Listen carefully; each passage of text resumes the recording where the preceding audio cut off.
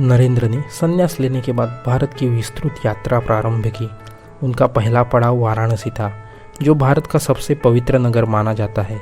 यहाँ की गंगा घाटों की पवित्रता, मंदिरों की भव्यता और संतों की उपस्थिति ने उन्हें गहराई तक प्रभावित किया। वाराणसी में उनकी मुलाकात त्रैलंग्य स्वामी और स्वामी भास्करानंद जैसे महान संतों से हुई। भास्करानंद ने नरेंद्र को चुनौती देते हुए कहा कि स्त्री और धन के मोह पर विजय पाना असंभव है, लेकिन नरेंद्र ने उत्तर दिया कि उनके गुरु रामकृष्ण परमहंस ने इन सभी विकारों पर विजय प्राप्त कर ली थी। वाराणसी में एक दिन नरेंद्र बंदरों के एक झुंड द्वारा पीछा किए जाने पर भागने लगे। तभी एक साधु ने उन्हें रोककर कहा, भागो मत, उनका सामना करो।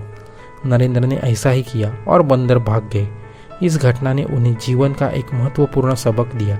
संकटों से भागने के बजाय उनका सामना करना चाहिए। बाद में उन्होंने इस अनुभव को अपने उपदेशों में साझा किया और लोगों को निर्भयता का संदेश दिया। कुछ समय बाद नरेंद्र बरानगर लौटे और वहाँ ध्यान, अध्ययन एवं धार्मिक चर्चाओं में लीन हो गए। इस दौरान उनके मन में एक विचार उठा, क्या वेदांत का ज्ञान केवल ग्रंथों तक सीमित रह जाएगा? क्या यह सामान्य जनता के लिए उपयोगी नहीं हो सकता? उन्होंने अपने साथी साधकों से वेदांत के संदेश को जन जन तक पहुंचाने की आवश्यकता पर बल दिया। कुछ साधकों ने विरोध किया तो नरेंद्र ने कहा, यदि तुम लोगों ने मेरा मार्ग रोका तो मैं दलित बस्तियों में जाकर उन्हें उपदेश दूंगा। नरेंद्र ने फिर यात्रा प्रारंभ की और इस बार अयोध्या, लखनऊ, आगरा, वृंदावन और हरिद्वार जैसे पवित्र स्थलों का भ्रमण किया।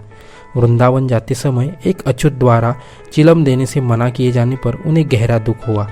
उन्होंने सोचा, मैं आत्मा की एकता की बात करता हूँ, फिर भी जातिगत भेदभाव से ग्रस्त हूँ। उन्होंने उस अछूत के साथ तंबाकू पीकर अपनी सोच को व्यवहार में उतारा। इसके बाद नरेंद्र हरिद्वार जाते समय हाथरस स्टेशन पर पहुँचे। स्टेशन मास्टर शरद चंद्र गुप्त उन्हें देखते ही मोहित हो गया। बाद में उसने कहा, मैं उन दो आकर्षक आंखों के पीछे चला गया। नरेंद्र ने शरद को अपना शिष्य बना लिया और उसे अपनी आत्मा का पुत्र कहा। हाथरस में वो लोगों से हिंदू धर्म के सिद्धांतों पर चर्चा करते और संगीत सुनाते। एक दिन उन्होंने शरद को अपने आगे के सफ़र के बारे में बताया। मेरे पुत्र, मुझे एक महान कार्य पूरा करना है, लेकिन मैं अपनी शक्ति की कमी से निराश हूँ। मेरे गुरु ने मुझे भारत के पुनरुत्थान के लिए समर्पित होने को कहा था। आध्यात्मिकता का पतन हो रहा है और देश में भूखमरी फैली हुई है। भारत को फिर से सशक्त बनाना होगा और आध्यात्मिक शक्ति से विश्व का सम्मान अर्जित करना होगा। शरद ने तुरंत संन्यास ले लिया और नरेंद्र के साथ हरिद्वार चला गया। वहाँ से वे ऋषिकेश पहुँचे, जहाँ विभिन्न संप्रदायों के साधु ध्यान और तपस्या में लीन थे। कुछ समय बाद शरद बीमार पड़ गया और नरेंद्र ने उसे इलाज के लिए हाथरस वापस ले आए। लेकिन नरेंद्र भी ऋषिकेश में मलेरिया से पीड़ित हो गए। अंततः वे बड़ानगर मठ पहुँचे। भारत के महान संत एवं समाज सुधारक स्वामी विवेकानंद ने अपने जीवन में देश की दयनीय स्थिति को करीब से देखा और उसी कारणों को समझने का प्रयास किया। उनका मानना था कि भारत का पालन धर्म के लिए कारण नहीं है, बल्कि धर्म के नाम पर फैले भ्रष्टाचार, अज्ञानता और सामाजिक कुरीतियों के कारण हुआ था। उन्होंने पुजारियों और जमींदारों को इसका प्रमुख दोषी ठहराया, क्योंकि उन्होंने आम जनता को वेदों के ज्ञान से वंचित रखा।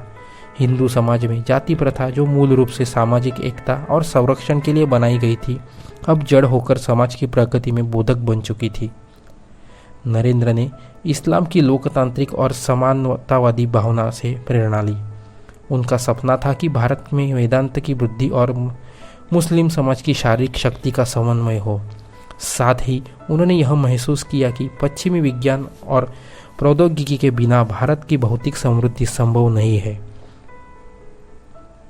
वे पूर्व और पश्चिम के बीच एक सेतु बनाना चाहते थे, लेकिन उनका मानना था कि भारत का नेतृत्व उसकी अपनी मिट्टी से ही जन्म लेना चाहिए। उनके गुरु श्री रामकृष्ण परमहंस भारतीय संस्कृति के सच्चे प्रतिनिधि थे और विवेकानंद को विश्वास था कि उनकी आध्यात्मिक शिक्षाओं से ही भारत पुनः अपनी खोई हुई शक्ति प्राप्त करेगा। नरेंद्र अपने परिवार की गरीबी और समाज की दुर्दशा से व्यथित थे। वे कुछ करना चाहते थे, लेकिन उन्हें स्पष्ट मार्ग नहीं दिख रहा था। इसी मानसिक उथल पुथल के बीच वे दिसंबर 1889 में बरानगर मठ से निकलकर वाराणसी की ओर चल पड़े। वहां जाने से पहले उन्हें पता चला कि उनके गुरु भाई स्वामी योगानंद इलाहाबाद में बीमार है, इसलिए वे वहां गए। इलाहाबाद में उनकी मुलाकात एक मुस्लिम संत से हुई जिनकी आध्यात्मिक छवि उन्हें प्रभावित किया। इसके बाद वे गाजीपुर पहुंचे। वहां उन्होंने पौहरी बाबा के बारे में सुना। पौहरी बाबा एक असाधारण संत थे जिन्हें वायुभक्षी साधु कहा जाता था। वे अत्यंत सादगीपूर्ण जीवन जीते थे और अधिकांश समय ध्यान में लीन रहते थे। उनकी करुणा और सेवा भावना प्रसिद्ध थी। एक बार जब एक सांप ने उन्हें डस लिया तो उन्होंने कहा, यह मेरे प्रियतम का दूत था। एक अन्य अवसर पर एक कुत्ते ने उनकी रोटी छीन ली तो वे उसके पीछे दौड़ते हुए बोले, प्रभु थोड़ा ठहरो, मैं इसमें मक्खन लगा देता हूँ।